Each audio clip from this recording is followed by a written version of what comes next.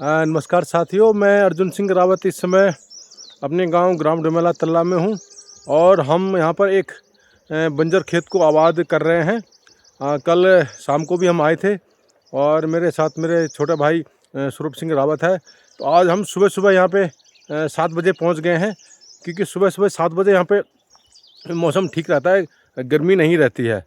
तो साथियों देखिए, ये हमारा खेत, ये एकदम बंजर खेत था और हमने कल शाम के टाइम भी इस पर रोटावेटर चलाया था और आज सुबह सुबह आ गए हैं, क्योंकि दिन के टाइम बहुत ज़बरदस्त धूप हो जाती है। अब हमने इस पर फिर रोटावेटर 3-4 बार चला दिया है और इस पूरे बंजर खेत को आबाद कर दिया है। अभी देखते हैं, अभी इस सीज़न में इसमें कुछ ना कुछ ज़रूर लगाएंगे, चाहे काली हल्दी लगाएंगे, चाहे अश्वगंधा लिस्ट लगाएंगे, चाहे कुछ और लगाएंगे। परंतु हमने ये कि बंजर खेत था, बिल्कुल घास जमी हुई थी, इसमें काफ़ी समय से इस पर खेती बाड़ी नहीं हुई थी, लगभग 15 साल के आसपास से। ये हमारा छोटा भाई स्वरूप सिंह रावत है, जो कि रोटावेटर में पेट्रोल डाल रहे हैं। तो हम सुबह से ही हम लोग यहाँ पे 7 बजे से लग गए थे। तो साथियों, हमने अभियान चला रखा, गाँव बचाओ अभियान। तो हम लोगों से कह रहे हैं कि भाई, जितने भी आपके बंजर खेत है, इन सबको हमें आबाद करना चाहिए। और ये हमारे दादा परदादाओं ने बड़ी मेहनत से इनको बनाया है। ये हमारी संपत्तियां हैं और इनको दोबारा से हमें उपयोग में लाया जा सकता है। तो हमने ये पहल शुरू करी है। पिछले साल हमने 4 खेत आबाद किए थे और इस साल हम फिर 4 खेत और हमने आइडेंटिफाई किए हैं। देखते हैं कि हम अभी कितना कर पाते हैं। तो साथियों, यहाँ क्या है कि ग्लोबल वार्मिंग की वजह से यहाँ पर उत्तराखंड में बारिश से नहीं हो पा रही है। और नोटिस क्या होगा कि लगभग पिछले साल अक्टूबर में लास्ट बारिश हुई थी। अक्टूबर के बाद फिर बारिश ही नहीं हुई। दिसंबर में थोड़ी बहुत बारिश हुई है, इसके बाद फिर दिसंबर में, जनवरी में थोड़ी बहुत बारिश हुई थी, उसके बाद फिर बारिश नहीं हुई। फिर मार्च में हल्की फुल्की बारिश हुई है। इसकी वजह से यहाँ पर क्या है कि खेती-बाड़ी में इतना इनकम नहीं हो पाती है। और जब समय पर बारिश होती है, अच्छी खेती-बाड़ी होती है, तो तो जो खेती को ये जंगली जानवर है, बंदर, सूअर, लंगूर, हिरन, काखड़ इत्यादि बर्बाद कर देते हैं। तो फिर सारी जो यहाँ के लोगों की मेहनत बेकार हो जाती है। इसीलिए लोगों ने अब खेती-बाड़ी करना ही एकदम छोड़ दिया है। तो इसके विकल्प के रूप में हमने ये सोचा है कि क्यों ना हम ऐसी यहाँ पे चीज़ें लगाएं जिनको कि ये जंगली जानवर भी नहीं खाते हैं और साथ के साथ इसकी मतलब मार्केट में अच्छी रेट भी मिलते हैं और इसके साथ ही ये कम पानी में भी हो जाता है। तो हमने पिछले साल काली हल्दी लगाई थी और अब हमने आगे बढ़ा दिए, तो अगले साल उनको निकालेंगे। अब हमने अभी हमें किसी काफ़ी लोगों ने बताया था कि अश्वगंधा रिस्ट की भी अच्छी पैदावार हो सकती है और इसमें ज़्यादा पानी भी नहीं चाहिए और पानी सिर्फ 3 या 4 बार पानी लगा, उसके बाद उसकी अच्छी कीमत भी मिलती है। तो देखते हैं, हम इस बार हम ये ला के देखते हैं और करेंगे कि इस जुलाई में अश्वगंधा डिस्ट लगाई जाए 1-2 खेतों पे ट्राई करके, और फिर इसको हम लोग देखते हैं कि मार्केट में कितना इसकी कीमत मिलती है। यहाँ पे रसिया माध्यम में एक फैक्ट्री है, वहाँ भी इसकी डिमांड होती है, परंतु हमारे उत्तराखंड में छोटे छोटे खेत हैं। तो जब मिलजुल करके सामूहिक खेती के माध्यम से हम लोग सभी लोग करेंगे, तो तभी यहाँ पर उसकी खेती हो पाएगी और तभी उसकी डिमांड पूरी हो पाएगी।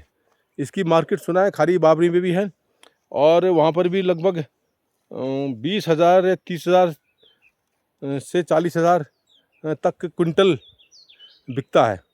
तो देखते हैं, हमें कुछ वही सब कुछ ट्राई करेंगे हम लोग, चाहे हल्दी हो गया, काली हल्दी हो गया, अदरक हो गया, लेमन ग्रास हो गया, अश्वगंधा हो गया, नींबू हो गया या एलोवेरा प्लांट हो गया, या कुछ ना कुछ ऐसी चीज़ें लगाना चाहिए कि जिससे कि हमारी यहाँ से इनकम भी बढ़ सके, कम बारिश में भी हो जाए। तो साथियों, ये देखिए, ये सामने ये चंदौली गांव है जो कि सावली में आता है और ये हमारा गांव है। इस यहाँ पे किसी समय बहुत ज़बरदस्त खेती हुआ करती थी। ये देखिए कितने बड़े बड़े खेत हैं, अब सारे बंजर पड़े हुए हैं। और ये हमारे गांव के ऊपर है वो गौशाले, जिनको छनिया बोलते हैं, वो हैं। और ये ऊपर गांव है। यहाँ बहुत ज़्यादा पेड़ हैं यहाँ पे। ये देखो पेड़ों की भरमार है। अखरोट के हैं, खैर के हैं, पैया के हैं और काफ़ी यहाँ पे हुआ है। और ऊपर गांव से एकदम नज़दीक है यहाँ पे। तो अब यहाँ पे धीरे धीरे लोगों ने खेती शुरू कर दिया यहाँ पर। तो हमारा जो अभियान है, हम लोगों से वही कह रहे हैं कि भाई कि यदि आपको गांव बचाना है तो आपको ही आगे आना पड़ेगा।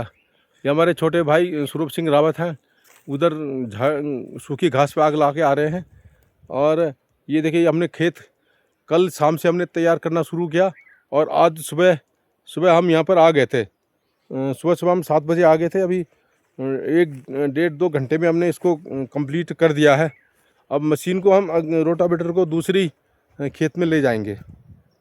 तो ये देखिए साथियों, ये हमारा खेत है और यहाँ तक है। ये यहाँ तक है, परंतु यहाँ पे आगे तोड़ फोड़ हो रखा खेत में।